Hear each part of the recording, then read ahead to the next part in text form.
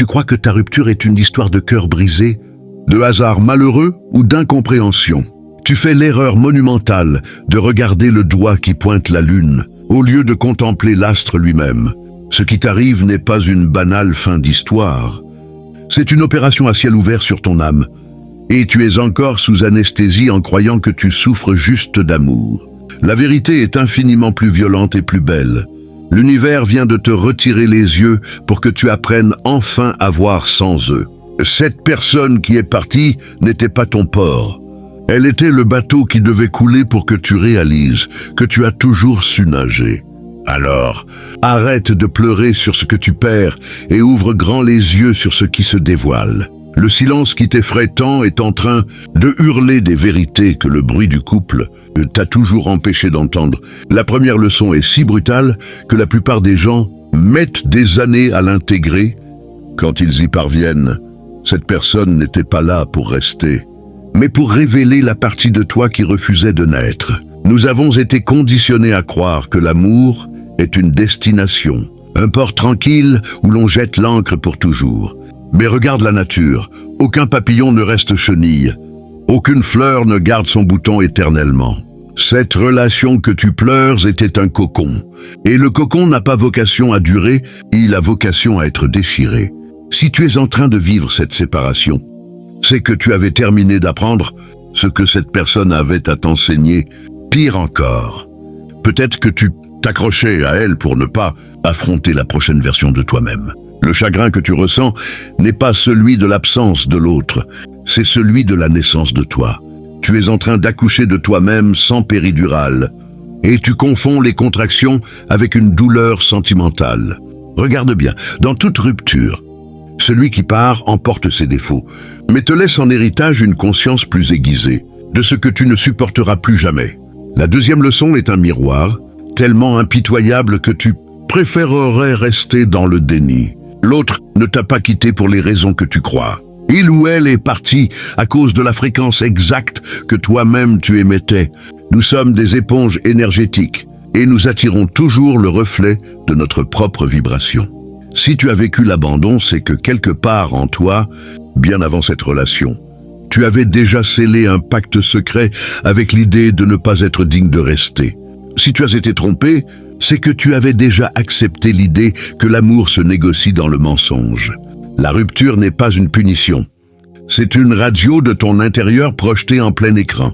Ton ex est devenu le miroir grossissant de toutes les fissures que tu refusais de voir. Et tu voudrais qu'il ou elle revienne pour que tu puisses continuer à te mentir. Le vide qu'il ou elle a laissé n'est pas un vide laissé par l'autre. C'est le trou béant de tout ce que tu n'as jamais osé être. La personne est partie parce que tu as arrêté de grandir à ses côtés, ou pire, parce que tu grandissais dans une direction qu'elle ne pouvait pas suivre.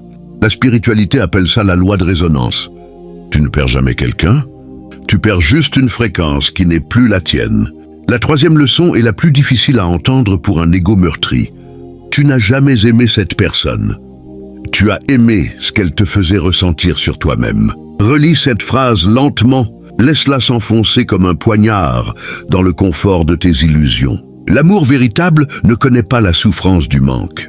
Si tu souffres, c'est que tu es en manque de la drogue que cette personne te procurait.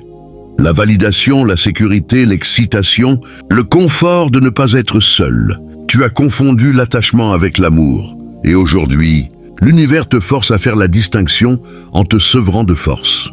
Regarde la vérité en face. Tu ne pleures pas ses rires. Tu pleures le vide dans ton lit, tu ne pleures pas ses rêves.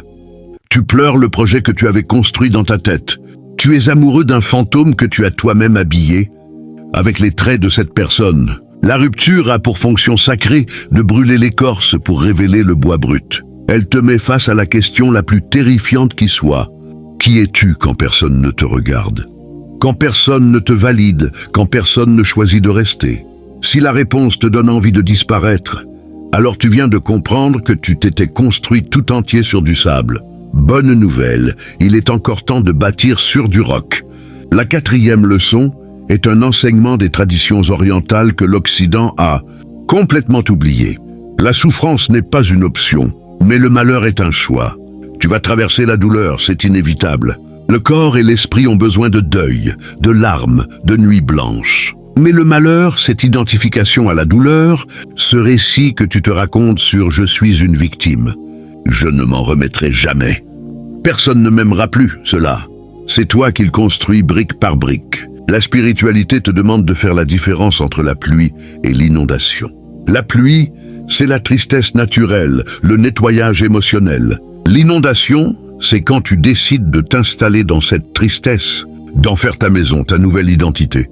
Regarde-toi, es-tu en train de traverser l'orage ou es-tu en train de construire une arche? Le pardon, la leçon la plus mal comprise de toutes, n'est pas un cadeau que tu fais à ton ex. Le pardon, c'est la décision radicale d'arrêter de laisser cette personne habiter gratuitement dans ta tête. Chaque fois que tu repenses à lui ou elle avec rancœur, tu lui offres un loyer dans ton esprit. La rupture ne sera complète que le jour où tu expulseras cet occupant sans payer. Le détachement n'est pas de l'indifférence. C'est la libération de l'espace mental pour que quelque chose de neuf puisse enfin naître. La 5e leçon est la clé de voûte, celle qui transforme une victime en initié. Une rupture n'est jamais une fin, c'est une césure, un point-virgule dans le livre de ta vie. Dans toutes les traditions spirituelles, la mort symbolique précède la renaissance. Le phénix ne brûle pas par hasard, il brûle par nécessité. Ce que tu vis est un processus alchimique. Le plomb de ton ego est en train d'être chauffé à blanc pour devenir l'or de ton essence. La personne est partie pour te forcer à te rencontrer toi-même dans le silence, pour te forcer à aimer cette partie de toi que tu projetais sur l'autre. Tu cherchais la sécurité? Elle est partie pour que tu deviennes ta propre sécurité. Tu cherchais la tendresse? Elle est partie pour que tu apprennes à te bercer toi-même. Tu cherchais un sens à ta vie? Elle est partie pour que tu arrêtes de lui déléguer la responsabilité de ton existence. La rupture est un cadeau empoisonné, le poison, c'est la douleur immédiate. Le cadeau, c'est que tu n'as plus aucune excuse pour ne pas devenir qui tu es vraiment. L'autre a fait office de fusible. Il a sauté pour que tout l'appartement ne brûle pas. Remercie-le même si ça doit rester dans ton cœur. Remercie-le pour le vide. Car le vide est le seul espace où quelque chose de neuf peut être construit. Alors maintenant que tu as ouvert les yeux, que vois-tu? Tu vois que cette rupture n'était pas un accident de parcours, mais le parcours lui-même. Tu vois que l'autre n'était qu'un acteur dans une pièce dont tu es à la fois l'auteur, le metteur en scène et le public. La question n'est plus pourquoi il ou elle est parti. La question est qui suis-je en train de devenir dans ce silence? La spiritualité ne promet pas de calmer ta douleur. Elle promet de lui donner un sens qui te dépasse. Et c'est là que réside la chute, le retournement final. La plus grande preuve d'amour que cette personne pouvait te faire, c'était de partir. En partant, elle t'a rendu à toi-même. En partant, elle a brisé le miroir pour que tu cesses de te regarder à travers elle et que tu te regardes enfin directement. Le manque que tu ressens n'est pas le sien, c'est le tien. Tu ne manques pas d'elle ou de lui, tu manques de toi. Et la bonne nouvelle, c'est que tu es là, disponible, prêt à faire connaissance. La rupture est finie. La rencontre, la vraie, commence maintenant. La 6e leçon est celle que personne ne t'enseigne, car elle est trop radicale pour les âmes, qui préfèrent le confort des ruines à l'inconfort de la reconstruction.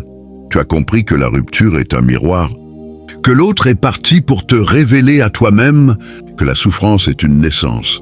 Mais il te reste à intégrer la phase la plus décisive, le passage de la compréhension intellectuelle à l'incarnation charnelle. Tu peux avoir saisi toutes ces vérités avec ton esprit. Si ton corps continue de trembler chaque soir dans le vide du lit, si ta main cherche encore machinalement le téléphone pour lui écrire, si ton cœur s'emballe en croisant une silhouette qui ressemble à la sienne, alors tu n'as rien intégré du tout. La spiritualité ne se pense pas, elle se vit. Et pour la vivre, tu dois accepter de traverser ce que les mystiques appellent la nuit noire de l'âme. Ce n'est pas une métaphore poétique, c'est une descente aux enfers, où chaque cellule de ton être crie encore le nom de l'absent, où chaque souvenir est une lame qui te rappelle que tu as aimé, que tu as perdu. Cette nuit est obligatoire.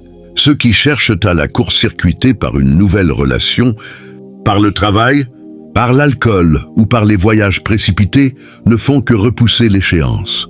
La douleur non traversée devient un fantôme qui hantera toutes tes prochaines amours. Alors reste dans le noir. Ne fuis pas. Assieds-toi avec ta peine, comme on veille un mort. Pleure jusqu'à ce que les larmes deviennent de l'eau claire. Crie jusqu'à ce que ta voix se brise. Et un matin, sans prévenir, tu ouvriras les yeux et la douleur aura changé de camp. Elle ne sera plus contre toi, elle sera pour toi. Elle sera devenue ta force. Cette transformation ne se produit pas par magie, mais par un travail que personne ne peut faire à ta place. Il s'appelle le désapprentissage. Toute ta vie, on t'a appris à chercher le bonheur à l'extérieur, dans le regard de l'autre, dans la réussite sociale, dans la possession. La rupture te force à inverser ce paradigme. Le bonheur n'est pas dans l'objet de ta quête, il est dans la conscience qui quête. Autrement dit, ce n'est pas l'autre qui te manque, c'est la partie de toi que tu avais déléguée à l'autre. Il te faut maintenant récupérer tous ces morceaux de toi éparpillés dans les souvenirs, les habitudes, les projets communs. Comment ? En pratiquant l'attention radicale. Chaque fois que tu sens le manque, ne te raconte pas d'histoire. Ne cherche pas à le combler. Reste avec la sensation physique du manque. Où est-elle dans ton corps ? Est-ce une boule dans la gorge, un poids sur la poitrine, un vide dans le ventre ? Observe-la sans jugement, sans chercher à la chasser. Respire avec elle, et tu verras, après quelques minutes, elle se dissipe d'elle-même. Non pas parce que tu as trouvé une solution, mais parce que tu as cessé de l'alimenter par tes pensées. La pensée crée la souffrance. La sensation pure n'est que de l'énergie qui passe. Apprends à laisser passer. C'est ainsi que tu deviens imperméable aux tempêtes émotionnelles. Tu ne les nies pas, tu les traverses. Le troisième pilier de cette incarnation, c'est le pardon actif. Ne te méprends pas. Il ne s'agit pas d'une absolution donnée à l'autre du bout des lèvres en disant « je te pardonne », alors que ton ventre se noue encore. Le pardon véritable est un acte chirurgical. Tu prends une photo de ton ex ou simplement son visage dans ta mémoire et tu lui dis à haute voix « je te rends ton chemin, je reprends le mien. Je te libère de l'idée que tu m'aurais dû quelque chose. Je me libère de l'idée que je t'aurais dû quelque chose. » Nous étions deux êtres qui se sont croisés pour apprendre et l'apprentissage est terminé. Ce n'est pas pour lui que tu fais cela. C'est pour couper le cordon éthérique qui te relie encore à lui. Chaque pensée de rancune ou de regret est un fil invisible qui te maintient attaché à son énergie.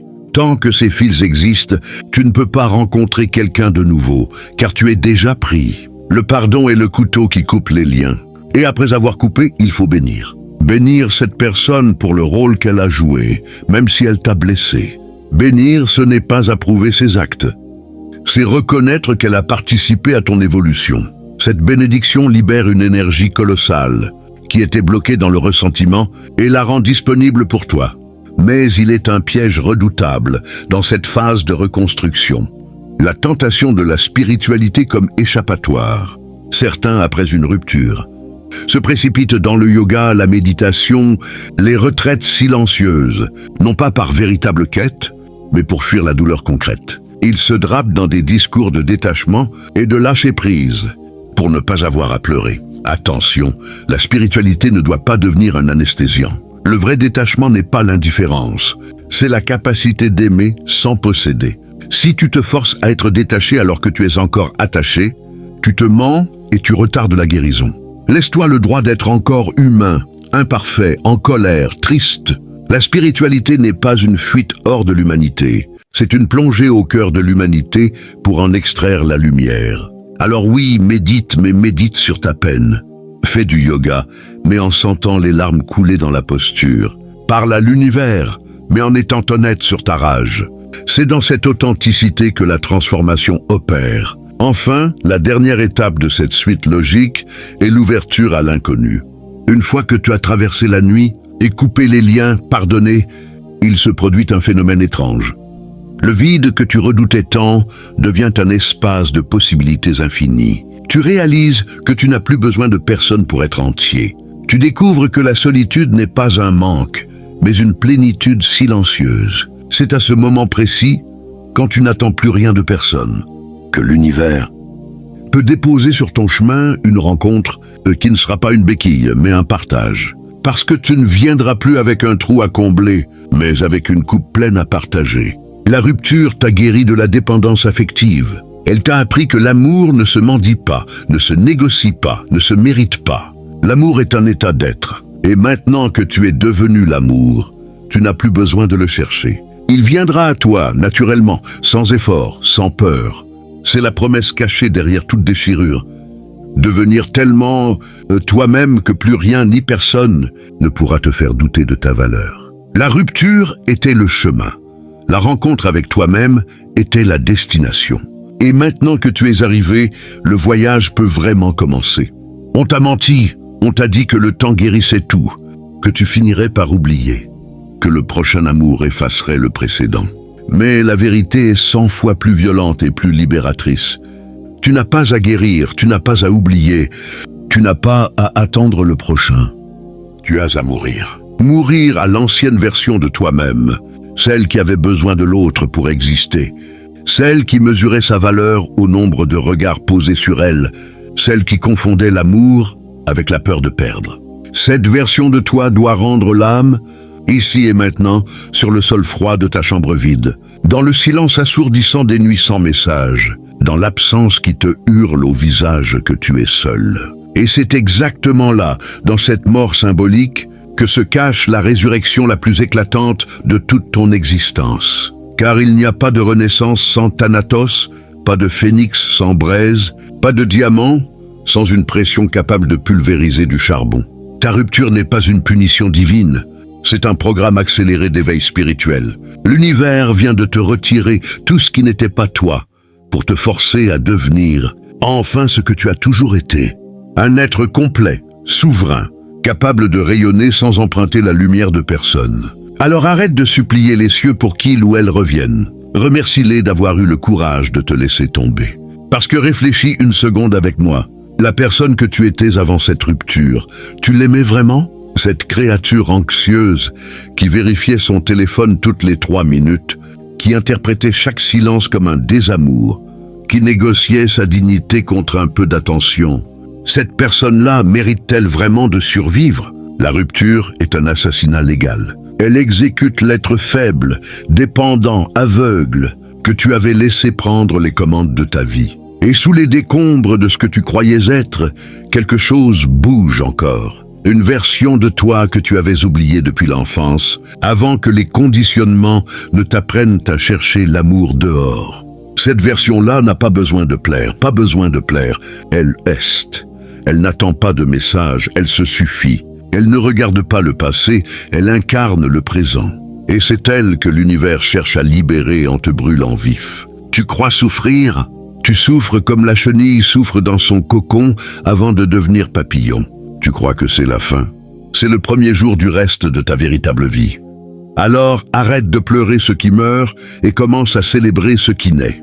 La vérité, c'est que cette personne t'a fait le plus beau cadeau qu'on puisse faire à un être humain. Elle t'a rendu ta souveraineté. En partant, elle a remis les clés de ton royaume entre tes mains. Mais toi, au lieu d'entrer chez toi, tu restes sur le pas de la porte à supplier qu'on revienne t'ouvrir. Tu préfères être prisonnier dans la prison de l'autre, plutôt que d'être libre dans ton propre palais. C'est ça, la vraie tragédie, pas la rupture. Mais ton refus d'accepter la liberté qu'elle t'offre sur un plateau d'argent. Regarde-toi, tu passes des heures à scruter ses réseaux sociaux, à analyser ses stories, à guetter un signe. Tu lui donnes encore le pouvoir de définir ton humeur, ton sommeil, ton appétit. Tu es toujours en train de danser au rythme de quelqu'un qui a quitté la salle. Réveille-toi. Le musicien est parti. Mais la musique peut continuer si tu apprends à jouer toi-même. Tu n'as jamais eu besoin de lui ou d'elle pour vibrer. Tu as juste oublié que tu es toi-même un instrument. Et si tu regardais les choses sous un angle totalement différent ? Et si cette rupture était en réalité une réponse à tes propres prières? Depuis des mois, peut-être des années, une partie de toi savait que cette relation n'était plus à sa place. Une partie de toi étouffait, se sentait à l'étroit, rêvait d'horizons nouveaux. Mais tu n'écoutais pas cette voix, trop occupé à maintenir le statu quo, à préserver ce qui était confortable. Alors l'univers, qui ne peut pas te parler directement parce que tu es trop bruyant avec tes peurs, a parlé à travers l'autre. Il lui a chuchoté « Pars pour qu'il ou elle grandisse, pars pour qu'il ou elle se retrouve ».